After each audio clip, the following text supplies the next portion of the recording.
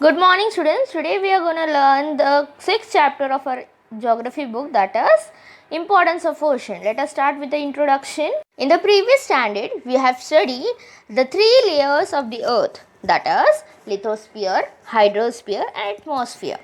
As you know, lithosphere means what? Litho means land. The surface of lands are called as lithosphere. Hydrosphere means what? Hydro means water, sphere means surface. So, the surface which has been covered with water is called as hydrosphere.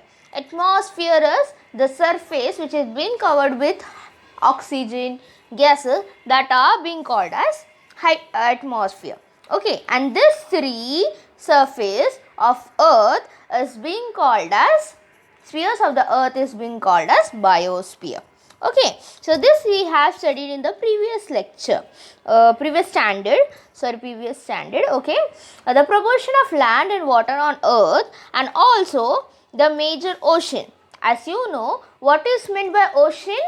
Ocean is the biggest water body than the sea.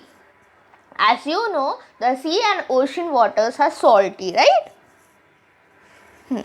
Now we are going to see, as in the previous lecture or in the previous whatever the lecture I have taught you about earth and its gratitude. In that I have shown you the world map and I have told you the continents. There are how many continents? 7 continents, and there are 5 oceans. So our lesson is related with ocean. So today we will see what are the 5 oceans again. That is Pacific Ocean, Atlantic Ocean, Arctic Ocean, Indian Ocean and Southern Ocean. So there are 5 oceans. Before I have told you that the Pacific Ocean is the largest ocean. It covers most of the part of the earth, so it is being called as the largest ocean. And the Arctic Ocean is the very smallest ocean from this 5. Okay, now let us see the ocean, this all 5 ocean, how many area it has. Okay, before also I have told you that from this 5 ocean, the Pacific Ocean covers a lot of area on the earth. So, it is being considered as the largest ocean. And you can see in this picture that Arctic Ocean is considering only smaller part, right? So, this is the smallest ocean from this 5. Let us see this ocean's area in square kilometers. See the picture here. In this table, one side the ocean's names have been given, and in the second part you can see the area in square kilometers it is being written. Let us see one by one the area of the oceans. Okay, let us see the Pacific Ocean's area occupied is 16 crore 62 lakh 40,977 kilometers. Atlantic Ocean covers 8 crore 65 lakh 57,402, and Indian Ocean covers 7 crore 34 lakh 26,163 kilometers, and Southern Ocean covers the area 2 crore 3 lakh 27,000 square kilometers. Okay, and the Arctic Ocean covers 1 crore 32 lakh 24,479 kilometers. From seeing this area also you can tell that the Pacific Ocean contains a lot of area. So it is the largest ocean. Okay, and the Arctic Ocean contains a small area.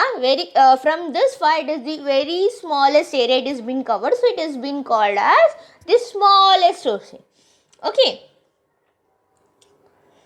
Now the hydrosphere. We have seen the hydrosphere, right? Hydrosphere means what?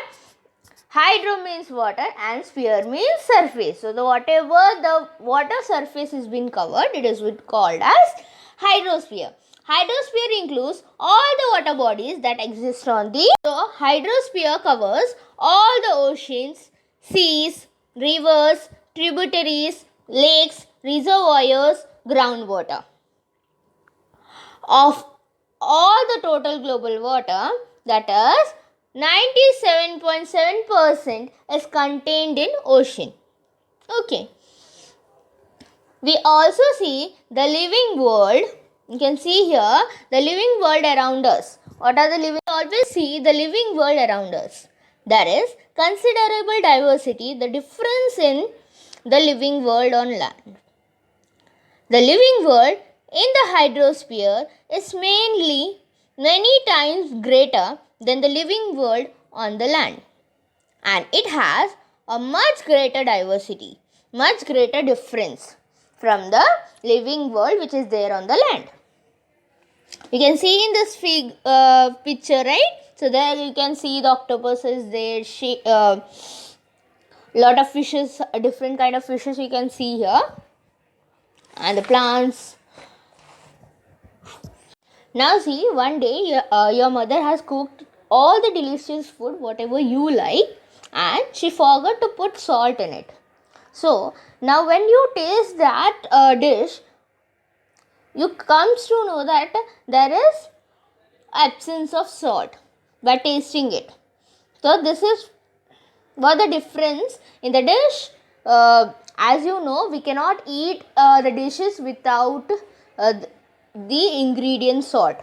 If the salt is not there in the dish, it is being called as tasteless or useless dish, right? So today we are going to learn from where the salt comes. Take some water in a steel dish. It is better if the water is from the bore well. Keep the water direct in the sunlight. Do not remove the dish until all the water gets evaporated. Observe the dish after the water has evaporated completely. What do you see? Taste the substance in the dish. You must have noticed that after the water evaporated completely, a whitish layer is left in the dish. If you taste it, you will find that it is salty. You will realize that these are the salts in the water. In the drinking water, the proportion of salt is quite low. The water from the ocean and seas have a greater amount of salts, hence it tastes salty. So here we have understood that the salt comes from the oceanic waters and the sea waters. Okay.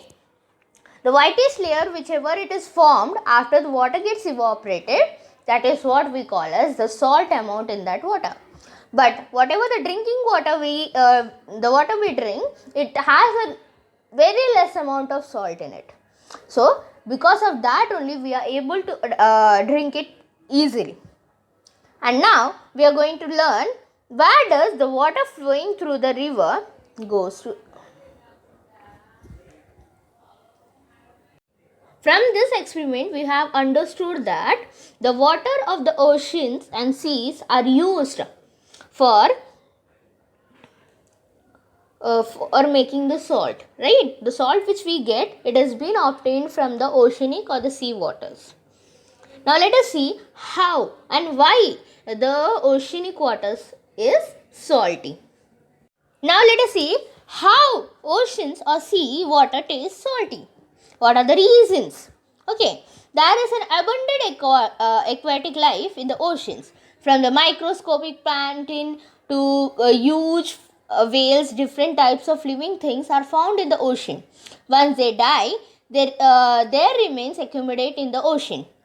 All the rivers flowing from the mountain or the hilly areas finally meet to the ocean.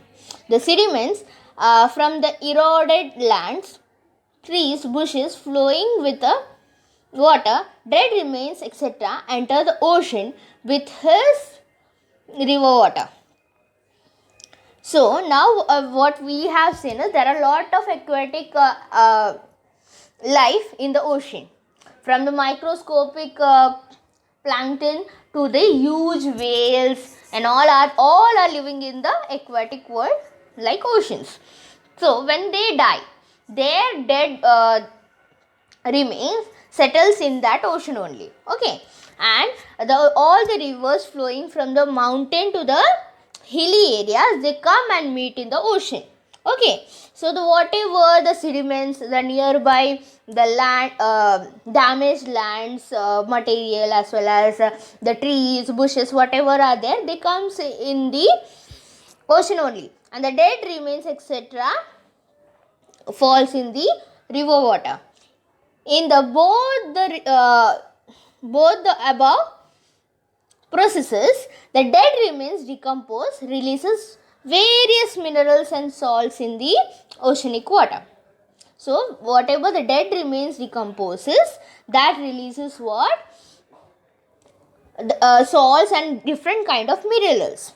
Okay, the volcanic eruptions, as whatever it has been on the land is there, similar it occurs in the oceanic water as well. So during this volcanic eruption, the different minerals, ashes, salts, gases are being added to the water. This increases the level of salt, minerals in the ocean water. Due to the continuous eruption of the oceanic water, the proportion of salt increases. So here what it means whatever the volcanic eruption is being done on the land, same it occurs in the oceanic water. So whatever, because of the